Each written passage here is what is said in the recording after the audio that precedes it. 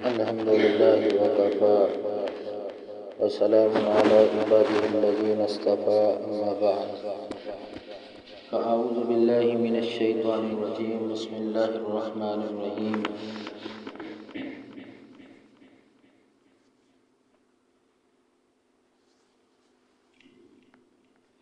کل ہم نے استقبال قبلہ کے حوالے سے رسول اللہ صلی اللہ علیہ وسلم کے فرامین پڑھے تھے، اور آج دو سوال ہیں کہ اقامت ہوتے وقت مقتدی کب کھڑا ہو، کہ جب نماز کے لیے اقامت کہی جاتی ہے تو نمازیوں کو مقتدیوں کو کب کھڑا ہونا چاہیے۔ تو اس مسئلہ کے بارے میں اہل علم کے اندر اختلاف پایا جاتا ہے۔ امام نووی رحمہ اللہ نے کچھ اقوال ذکر کیے ہیں کہ ائمہ اس کے بارے میں اپنا کیا موقف رکھتے ہیں۔ تو تابعی ہیں عطا رحمہ اللہ، اسی طرح امام زہری رحمہ اللہ، وہ کہتے ہیں کہ جب مؤذن اقامت کہنا شروع کر دے تو کھڑا ہو جانا چاہیے، یعنی اس وقت لوگ کھڑے ہو جائیں جب مؤذن اقامت کہنا شروع کر دے نماز کے لیے۔ اسی طرح امام ابو حنیفہ رحمہ اللہ کہتے ہیں کہ جب اقامت کہنے والا حی علی الصلاۃ پر پہنچے تو اس وقت نماز کے لیے کھڑا ہونا چاہیے۔ اور امام شافعی رحمہ اللہ کہتے ہیں کہ جب مؤذن اذان سے فارغ ہو جائے، یعنی اقامت سے فارغ ہو جائے، تو اس وقت نماز کے لیے کھڑا ہونا چاہیے۔ اسی طرح امام مالک رحمہ اللہ کے معتقدین کو ماننے والے کو وہ کہتے ہیں کہ کھڑے ہونے کا کوئی وقت متعین نہیں ہے، مقتدی جب اقامت کو سنے اس وقت بھی کھڑا ہو سکتا ہے، اقامت کے درمیان میں بھی کھڑا ہو سکتا ہے، اور جب اقامت ختم ہو اس وقت بھی کھڑا ہو سکتا ہے۔ تو امام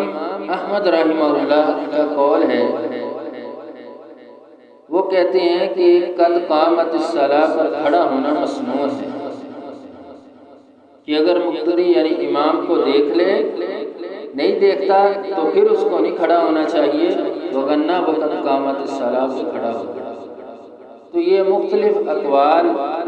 جو ائمہ کرام کے ہیں، یہ ان کے اپنے اجتہادات ہیں، جس کے بارے میں رسول اللہ صلی اللہ علیہ وسلم کا کوئی واضح فرمان جو ہے وہ ہمیں نہیں ملتا۔ تو پھر اس مسئلہ کے بارے میں شیخ صالح عثیمین رحمہ اللہ اپنا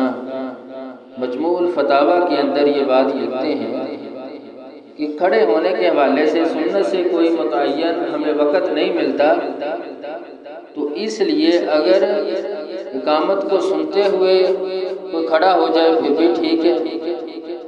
یا وہ درمیان کے اندر کھڑا ہو جائے پھر بھی ٹھیک ہے، یا اقامت ختم ہوتے وقت وہ کھڑا ہوتا ہے نماز کے لیے کوئی تو پھر بھی ٹھیک ہے، یعنی کسی وقت بھی کھڑا ہوا جا سکتا ہے۔ اس بارے میں کوئی متعین رسول اللہ صلی اللہ علیہ وسلم کا فرمان نہیں ہے کہ جب آپ نے اقامت سنی ہے اسی وقت ہی کھڑا ہونا ہے، بعد میں کھڑا نہیں ہوا جا سکتا، یا صرف حی علی الصلاۃ حی علی الفلاح پہ کھڑا ہونا ہے، اس سے پہلے کھڑا نہیں ہونا، یہ بات درست نہیں ہے۔ یعنی اس کے بارے میں رسول اللہ صلی اللہ علیہ وسلم کو واضح فرمان ہے ہی نہیں کہ آپ نے اس وقت کھڑا ہونا ہے، اس سے پہلے یا بعد میں کھڑا نہیں ہو سکتا، تو اس لیے کسی بھی وقت کھڑا ہوا جا سکتا ہے۔ اور دوسری چیز کہ مقتدیوں کو صف میں کب کھڑا ہونا چاہیے، تو اس کے بارے میں مساجد کے اندر یہ بات دیکھی جاتی ہے کہ مقتدی حضرات گھڑی کو دیکھ کر حصہ بندی کر لیتے ہیں، حالانکہ امام پچھلی صفوں کے اندر موجود ہوتا ہے، یا ایسی بات ہوتی ہے کہ کبھی کبھار امام نماز کے لیے نہیں آیا، وہ ابھی آ رہا ہے، تو اس کو دیکھتے ہی صفیں بن جاتی ہیں۔ اور بسا اوقات ایسا بھی ہوتا ہے کہ امام کے لیٹ ہونے پر مقتدیوں میں سے کوئی امام بن جاتا ہے اور نماز شروع ہو جاتی ہے، تھوڑی دیر کے بعد امام مقتدی کی حیثیت سے نماز میں شامل ہو جاتا ہے، یعنی یہ ایسی چیزیں ہوتی ہیں۔ تو پھر آیا کہ اس مسئلہ کے بارے میں رسول اللہ صلی اللہ علیہ وسلم کا فرمان کیا ہے کہ مقتدی جب چاہے نماز پڑھا سکتا ہے یا کوئی شریعت نے اس کی حد بندی رکھی ہے؟ تو اس بارے میں راجح بات یہی نظر آتی ہے کہ مقتدی جو ہیں، اگر امام بالفرض نہیں کبھی پہنچتا، لیٹ ہو جاتا ہے، تو مقتدی بیٹھ کر اس کا انتظار کریں گے جب تک یہ بات کنفرم نہیں ہو جاتی کہ امام نہیں آئے گا، انتظار کریں گے۔ اور یہی احادیث مبارکہ سے صحابہ کرام رضوان اللہ علیہم اجمعین کی سیرت سے ہمیں یہ بات پتہ چلتی ہے۔ جیسے سیدنا جابر بن سمرہ رضی اللہ تعالیٰ عنہ سے روایت ہے، وہ بیان کرتے ہیں کان مؤذن النبی صلی اللہ علیہ وسلم یؤذن، کہ رسول اللہ صلی اللہ علیہ وسلم کا مؤذن اذان دیتا اور ثم یمہل، پھر وہ انتظار میں رہتا، فَإِذَا رَأَى النَّبِيُّ صلی اللہ علیہ وسلم، یعنی وہ جب آپ صلی اللہ علیہ وسلم کو نماز کے لیے آتے ہوئے دیکھ لیتا، قد اقبل اخذ فی الاقامہ، اور وہ آگے بڑھتا یعنی کھڑا ہو جاتا اور اقامت کہنا شروع کر دیتا۔ تو یہ حدیث واضح ہے، موٹی سی بات ہے کہ جب امام کو مصلی کی طرف آتے ہوئے دیکھ لیا جائے، نماز کے لیے آتے ہوئے دیکھ لیا جائے، تو پھر صف کے اندر کھڑا ہونا چاہیے۔ حدیث سے یہ بات واضح ہوتی ہے۔ اور دوسری حدیث سیدنا ابو قتادہ رضی اللہ تعالیٰ عنہ سے بیان کرتے ہیں کہ رسول اللہ صلی اللہ علیہ وسلم نے فرمایا اذا اقیمت الصلاة فلا تقوموا حتى ترونی وعلیکم بالسکینہ، کہ جب نماز کے لیے اقامت کہی جائے تو تم کھڑے نہ ہوا کرو یہاں تک کہ مجھے دیکھو، وعلیکم بالسکینہ، اور سکینت کو، سکون کو یعنی لازم بنا دو۔ تو اس حدیث سے بھی یہ بات واضح ہوتی ہے کہ صحابہ کرام جو ہے وہ جلدی کھڑے ہو جاتے ہیں۔ جب تو رسول اللہ صلی اللہ علیہ وسلم نے جب یہ دیکھا کہ میرے آنے سے پہلے ہی کھڑے ہو جاتے ہیں، تو آپ صلی اللہ علیہ وسلم نے پھر صحابہ کو یہ بات واضح فرمائی کہ تم نے اس وقت تک نہیں کھڑے ہونا جب تک تم مجھے آتے ہوئے نہ دیکھو، اور سکون کو اختیار کرو، بے چینی اور بے اضطراری جو ہے،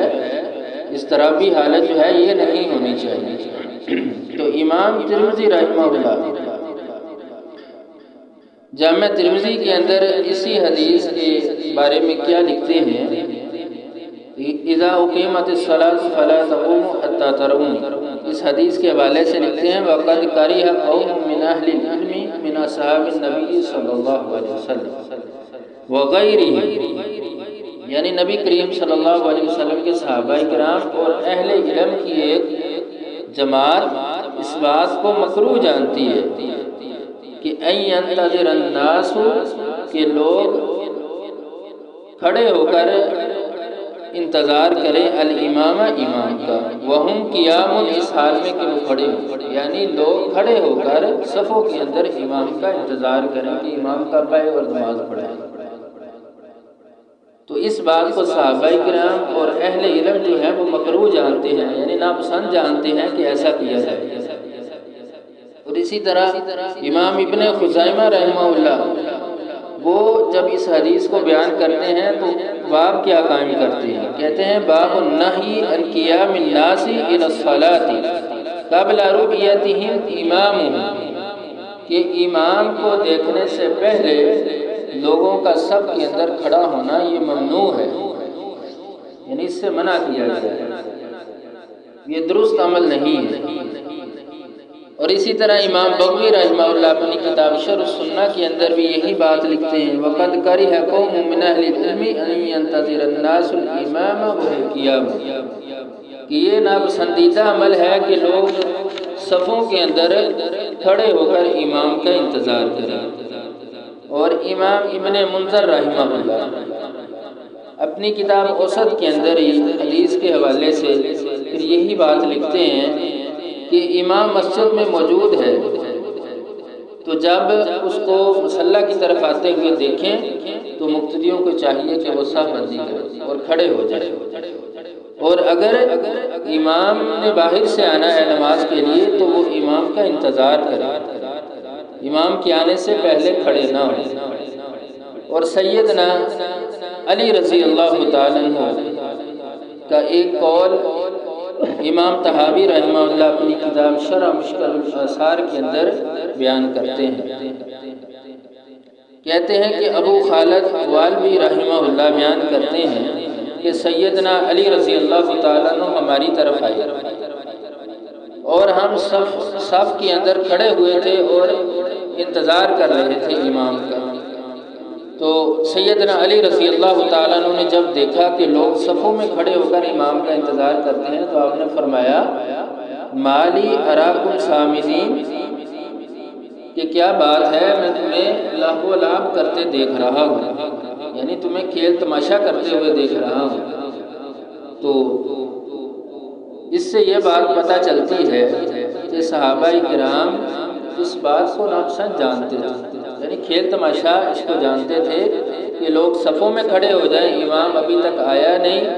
اور وہ صفوں کے اندر کھڑے ہو کر امام کا انتظار کرنا شروع کر دیا۔ تو میرے محترم سامعین، ہمیں احادیث مبارکہ سے اور صحابہ کرام کے عمل سے یہ بات واضح ہوتی ہے، جیسے سیدنا انس بن مالک رضی اللہ تعالیٰ عنہ بیان کرتے ہیں کہ کان اصحاب رسول اللہ صلی اللہ علیہ وسلم ینتظرون العشاء الآخرہ، کہ صحابہ یعنی رسول اللہ صلی اللہ علیہ وسلم کے صحابہ عشاء کی نماز کے لیے آپ صلی اللہ علیہ وسلم کا انتظار کرتے، حتیٰ تخفق رؤوسہم، یہاں تک کہ ان کی سر جو ہے وہ جھک جاتے انتظار کی وجہ سے۔ تو یہ ساری احادیث جو ہے اس بات پہ دلالت کرتی ہیں کہ مقتدیوں کو صف کے اندر اس وقت کھڑا ہونا چاہیے جب وہ امام کو نماز کی طرف آتے ہوئے دیکھ لیں۔ یہی سنت ہے اور یہی صحابہ کرام رضوان اللہ علیہم اجمعین کا عمل ہے، اور مساجد کے اندر یہ ٹائم سیٹ کیا گیا ہے کہ یہ ٹائم ہوگا نماز کا، اور اسی پر ہمارا مائنڈ سیٹ بھی بن چکا ہے کہ ہم اس سے آگے پیچھے نہیں ہو سکتے، نہ ایک سینکڑے سے آگے جائیں گے نہ پیچھے ہوں گے، وہی ٹائم ہے جو رکھا ہے اسی پہ نماز پڑھنی ہے، حالانکہ ایسی بات نہیں ہے۔ 2-3 درس پہلے میں نے رسول اللہ صلی اللہ علیہ وسلم کے فرامین آپ کے سامنے واضح کیے تھے کہ جس میں آپ صلی اللہ علیہ وسلم نے صحابہ کو پہلے وقت میں اور آخری وقت کے اندر نمازیں پڑھ کے بتایا تھا کہ پہلا اور آخری وقت نمازوں کا کون کون سا ہے۔ تو اس سے یہ بات پتہ چلتی ہے کہ نماز کے وقت میں وسعت ہے،